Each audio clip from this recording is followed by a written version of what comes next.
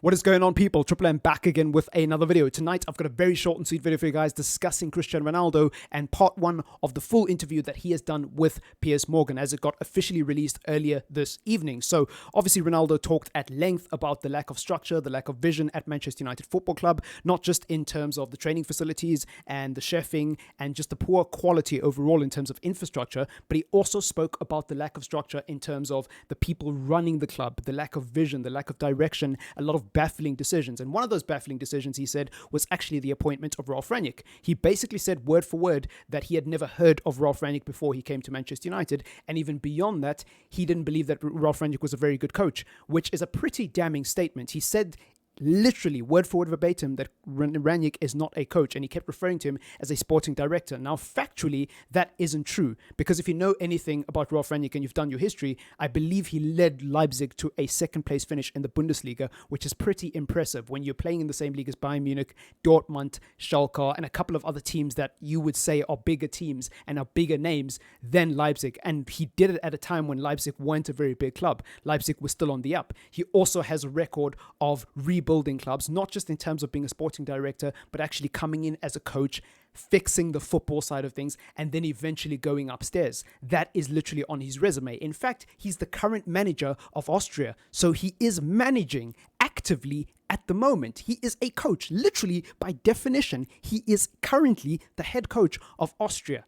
So he's actually a coach. So factually, Cristiano Ronaldo is wrong about that, but I do get where he's coming from. Many people were upset with the appointment of Ralf Rangnick and bemused, but there is important context to remember. I always said when Ralf Rangnick came in, what did the club tell us? They told us that Ralf Rangnick was coming in as an interim manager who was going to later become a consultant and help with the rebuild of Manchester United. That never happened, and that's on the club. That is because of two things. One, he had a disagreement, obviously, with the board, John Murtough, Richard Arnold, and whoever else is involved in the executive positions of Manchester United. That's the first thing that led to Ralf Rangnick being sacked. And two, it was because Erik ten Hag and him were never going to see eye to eye in terms of the players they wanted. Ten Hag wanted a completely different profile of player to the list that Ralf Rangnick had given the club. And basically every single name that Ralf Rangnick had given for Manchester United to potentially sign, Ten Hag basically said no. Remember that story came out in the summer. That's why Manchester United took so long to actually start signing players, because they had to basically start from scratch as soon as Erik ten Hag arrived. And instead of planning ahead of time, they just assumed that Ralf Rangnick was going to work with Ten Hag. And then Ralf Rangnick, obviously being unexpectedly sacked, rechanged or ruined everything. So that's important context to remember in the story. Ralf Rangnick was never coming to Manchester United to be a coach. He was always going to be somebody who's coming in to steady the ship in the short term, but in the long term help with the rebuild upstairs. That's important context to remember, because when you actually apply the context, Ralf Rangnick wasn't a bad appointment. So I vehemently disagree with Cristiano Ronaldo on that point. But anyways, I digress. He went on to talk about the ownership. Not directly, obviously. He hasn't actually gone in on the Glazers, but he went on to talk about the lack of vision. He went on to talk about, since the retirement of David Gill and Sir Alex Ferguson, Manchester United have regressed in a lot of areas, if not stood still in other areas. And he's 100% spot on. I agree with him vehemently, 100%, on every single point he made about the club. Now, obviously, none of us know the quality of the chefing at Manchester United, but he complained about the catering at Manchester United and how it's fallen off completely. He complained about the training facilities and how they look the same, if not worse, from when he left. He complained about the lack of upgrades in terms of technology. When he was at Juventus, when he was at Real Madrid, they were on the edge. They had the cutting edge technology. They had constant development, constant evolution behind the scenes, in the stadium, etc., etc. In terms of infrastructure, they were always moving forward, and Manchester United has stood still and in some cases gone backwards. And that is a fair assessment of Manchester United Football Club. I completely agree with Cristiano Ronaldo on that point. And if you just stuck to that point, I think this interview would have been a lot better received.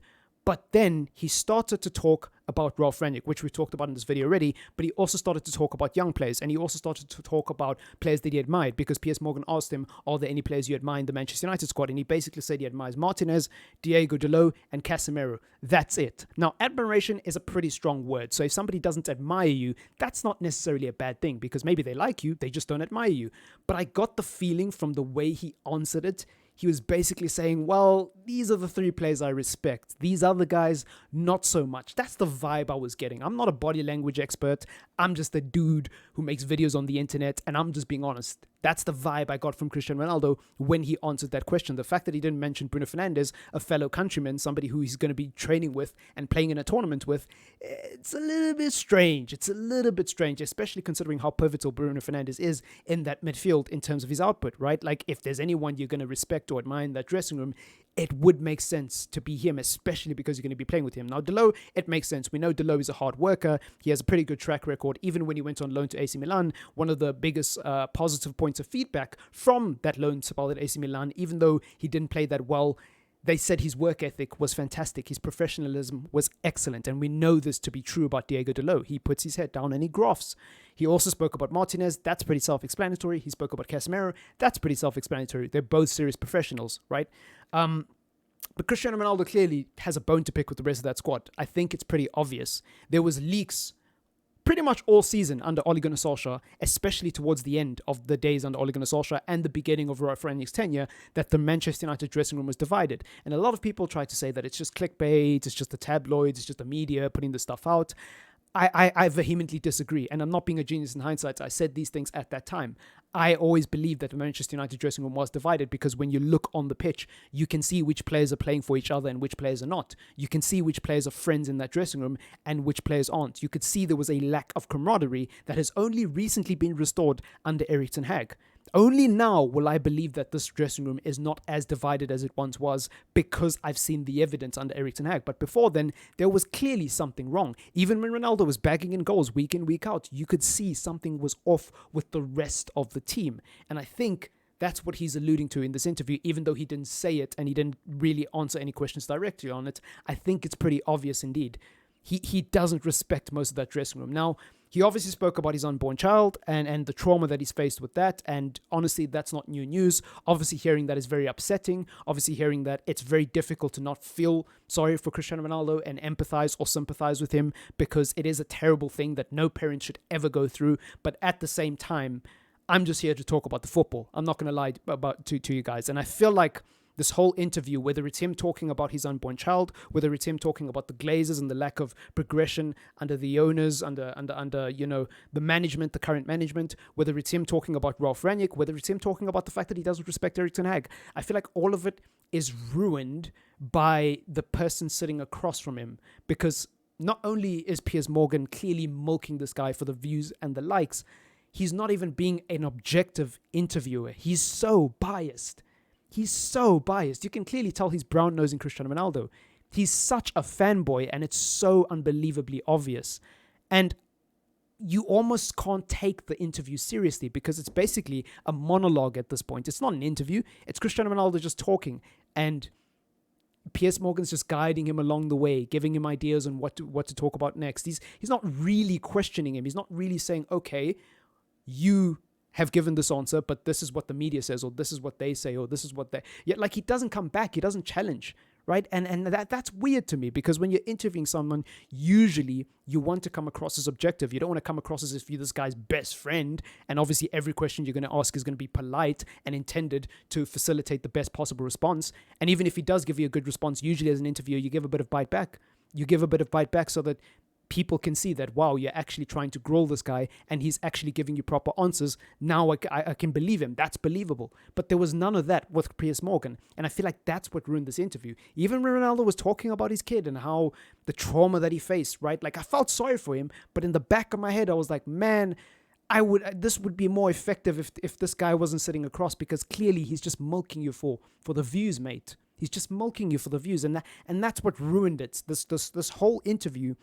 I mean, as much as I don't agree with the criticism of Ten Hag, as much as I don't agree with the criticism of Ralf Rangnick, as much as I don't agree with some of the stuff he said about young players, even though it's true, even though all of that is true, talking about it in this context clearly alludes to young players at Manchester United. That clearly alludes to the Garnachos of this world, the Rashfords of this world, right? When he's talking about young players being very lazy and not really listening and one thing going through one area and coming out the other area, he's clearly talking about United youngsters. Now, there's a point in the interview where he generalizes and said, in general, that's how it is in modern football. But, when he was initially asked, it was specifically about the young players at United.